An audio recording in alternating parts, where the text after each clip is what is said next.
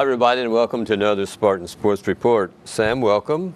Nice to be back. Appreciate Ronnie filling in for me last week. A little under the weather. Yes. Feeling a little better this week, but man, Good. this is Good. This has hung on. A lot of people have had it. So. Yeah, it's a real nasty whatever it is. But anyway, let's talk a little bit about baseball. It begins this week for the Spartans. Yeah, it sure does. Scott Sargent and his team be ready to go, and you know, I had a great season last year, and sure a lot of good experience, and some kids coming back, and hopefully they can do just as well this year. Open at Rushville on Wednesday night at a 5 o'clock first pitch game. And as you mentioned, they did well last year. They did very well. They won the Eastern Indy Athletic Conference. Yes, they did, and with that experience, hopefully they can repeat. Now, sure. They lost some players, but you know, that's just opportunity for the younger guys to step up when the older ones graduate. So. I'm sure Scott has them in the right frame of mind. I imagine they're ready to go. I imagine they are, and opening up with Rushville, what could be any better than that? And I think their first home game will be with Richmond in a couple of weeks. So fans locally will have a chance to watch the Spartan baseballers in action. Wish them well anytime they go against those two R's, Rushville and Richmond. They're your favorites. They're my favorite. They're my teams I love to hate. So. Well, basketball is still kind of in the wind a little bit, isn't it? A little bit.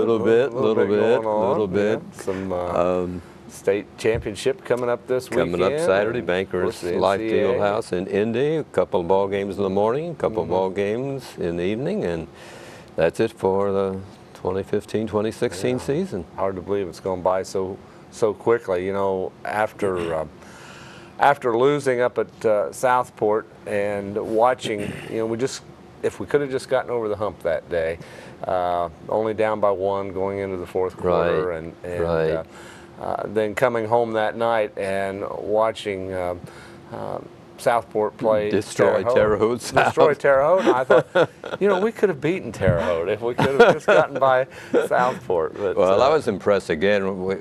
Our defense, 40 points on a team that was averaging 67, 68.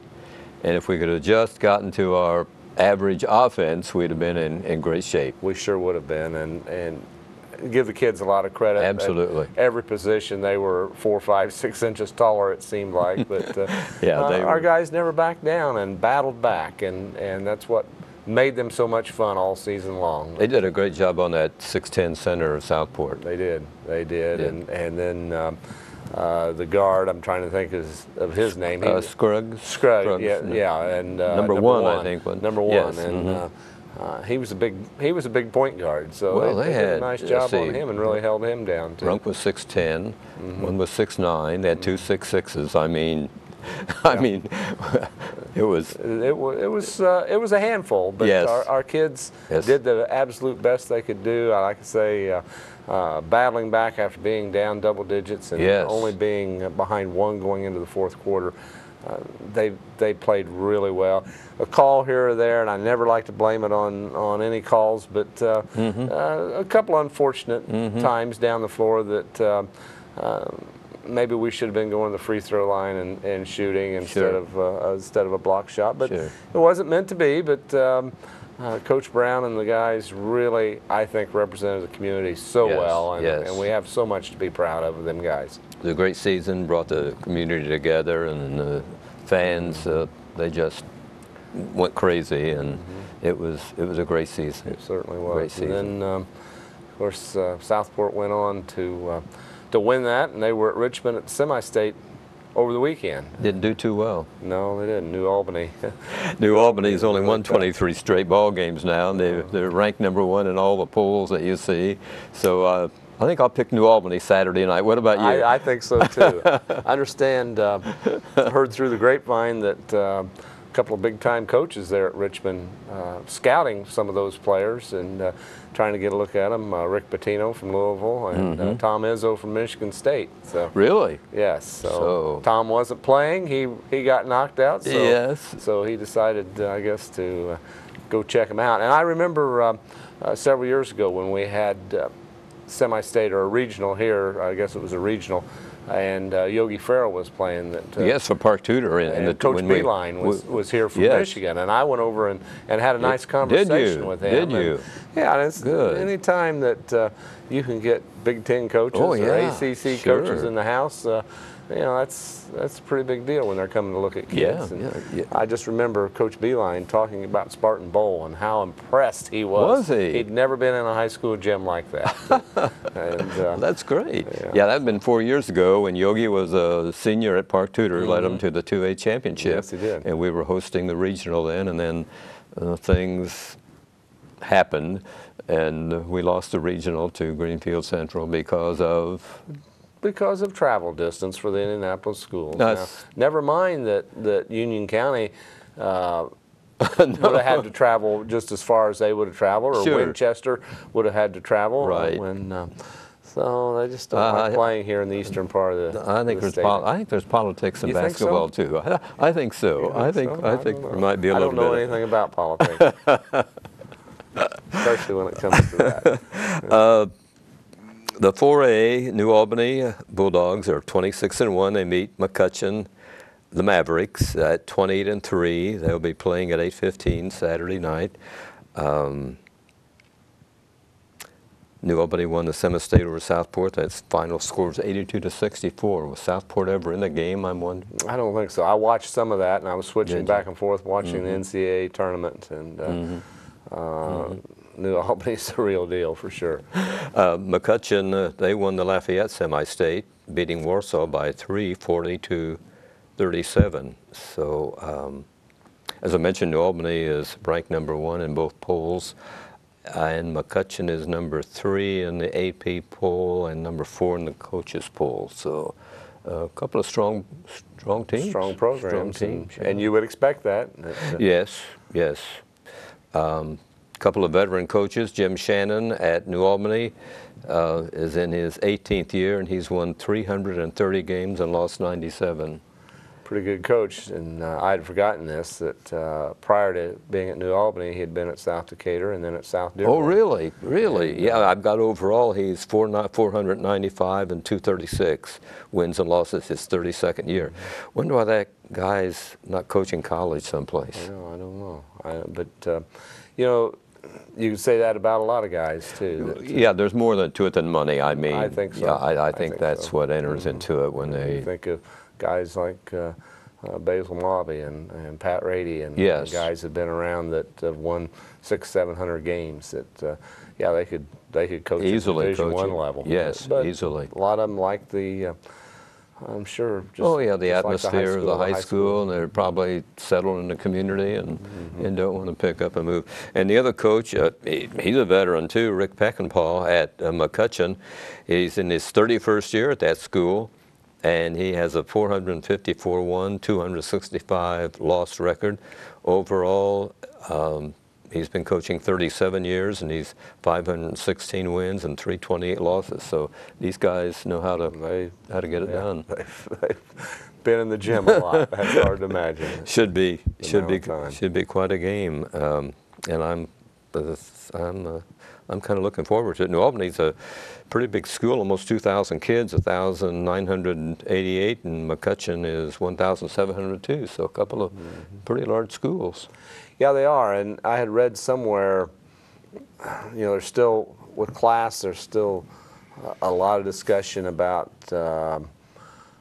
there's not real parity between the classes. You know, there's class 4A, the big class, goes from like 1,100 students right about where Connorsville is at the bottom, all the way up to several thousand students. I think almost 5,000. And how Ben Davis, I think. Connorsville was one of the smaller ones to win a sectional in that class 4A. It is what it is, and but they said that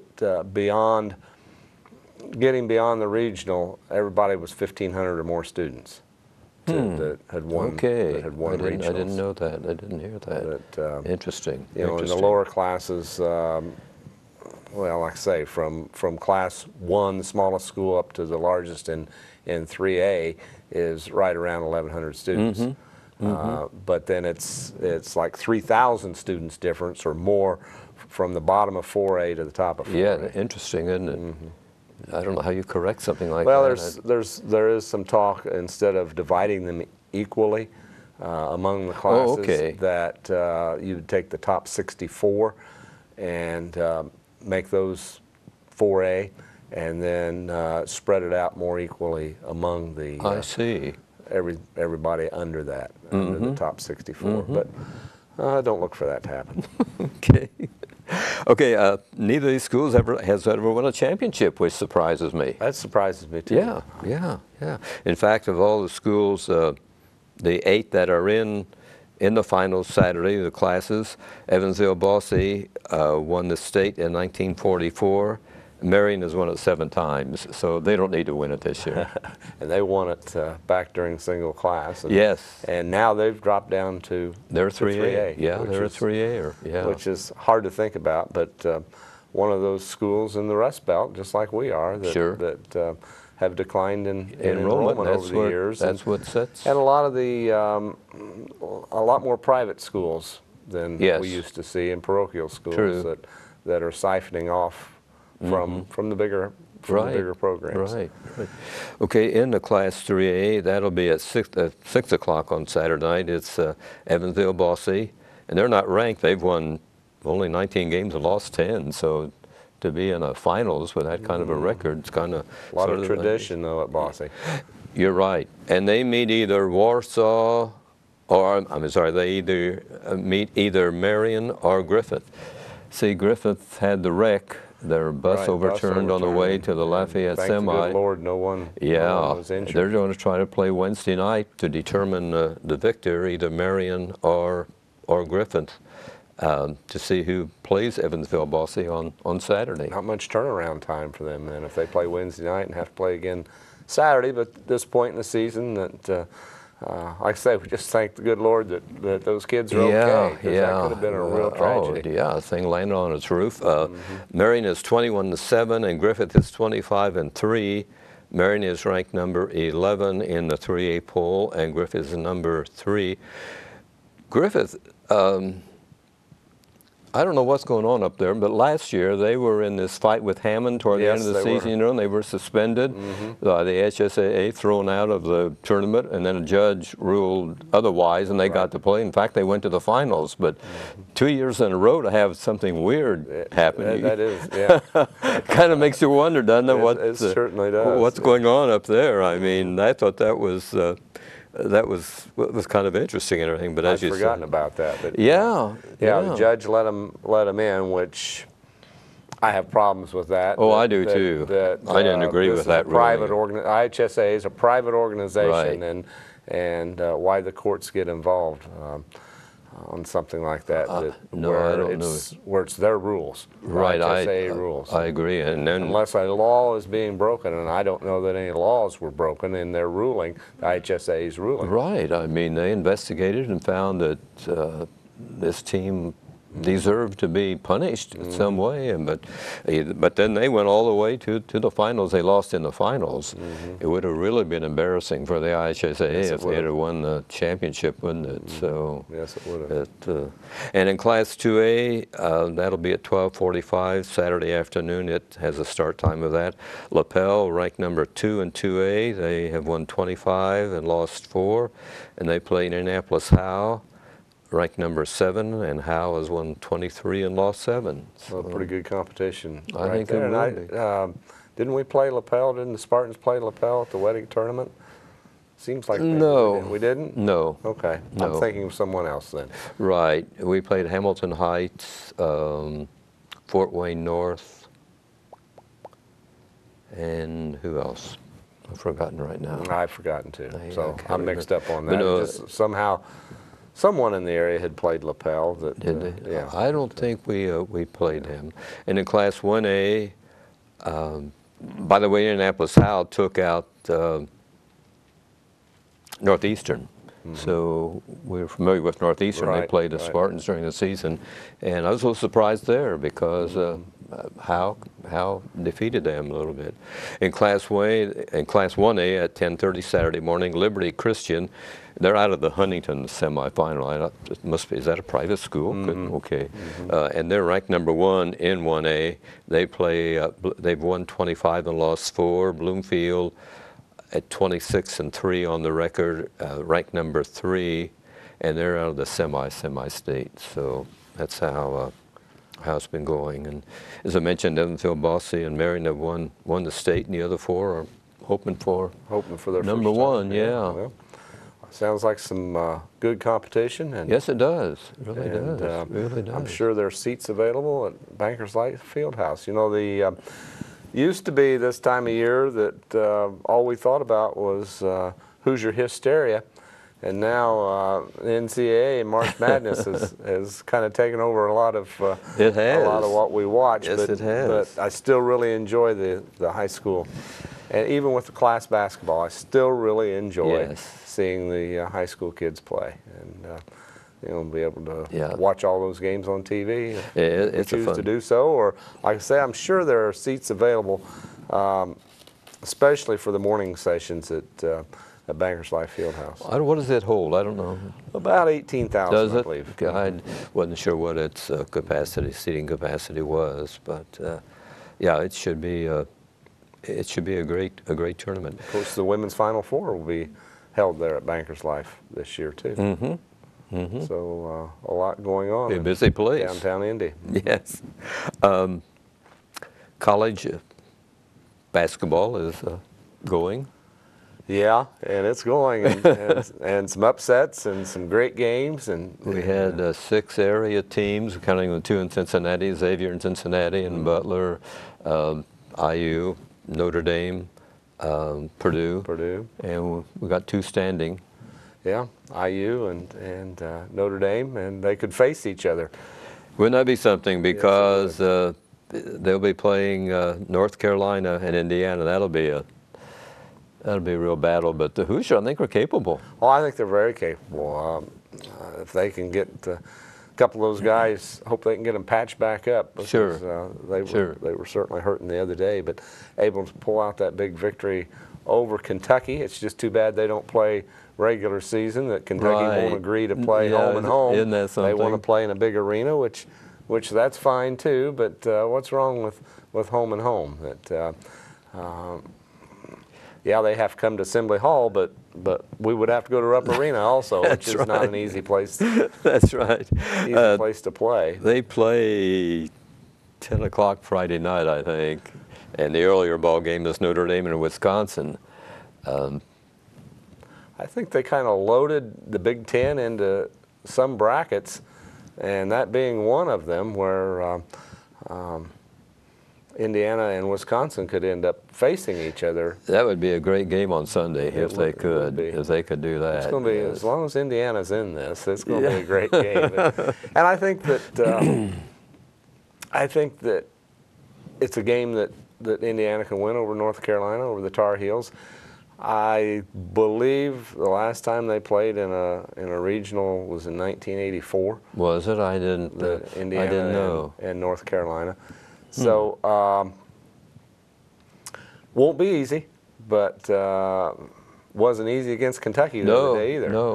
No, back and forth that game went, and till the final minute, the Hoosiers were able to build a halfway decent lead, but it was, even with less than a minute to go, it was still in doubt. Yeah. But a great game, and I know there are a lot of I've got a lot of friends that are Kentucky fans, and I haven't heard too much from them. They've been quiet the last couple of days, but we know that the Wildcats will be back. Yes, they're always a force to contend with, right? It's interesting that IU and Wisconsin, the only 2 Big Ten teams left in the tourney. Maryland's still in it. Oh, okay. That's right. I forgot about that. And we forget about Maryland because they don't seem like a... That's right. You know, think of them as ACC. You're right. Yeah, in fact, I've got it written down here. They're in the South district. Kansas and Maryland play in their game, and then Miami, Florida, and Villanova in the second game of the South. That's a loaded one too, loaded regional. Anybody could come out of that. And in the West, it's Oregon and Duke, and Texas A&M and Oklahoma.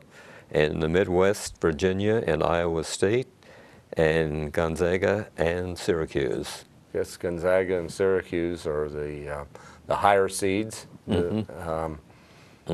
Somewhat surprising, but some things happened along the way there to help them out to get them there. And the 4 winners from Saturday night move on to Houston for the finals. So, or Saturday and Sunday night are the NCAA final games for this week. So, looks like some interesting ball games. Been very interesting. Interesting. It's been been a good tourney. It has. As you say, a lot of upsets. I was surprised at Michigan State. Oh, surprised at Xavier. Purdue, I was surprised at that. They've taken out so quickly, right? First round. And our Purdue friends here, I know, very disappointed in that. Oh, absolutely. They had high hopes this year. But the last second shot, we let that guy open in the corner. That's all it. Yep.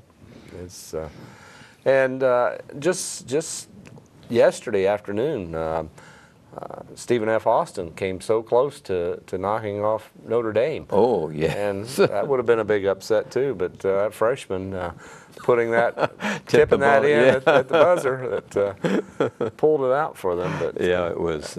That was quite a thrilling ball game and everything. But, well, when basketball ends, Cincinnati tries to play baseball, I guess. Are they playing baseball this year? Well, the spring training is underway, but and I'm afraid the season may be like the spring training season. Well, hopefully they're struggling. Hopefully they'll get better. And they're giving up a lot of runs, and which is to be expected with these young pitchers they have.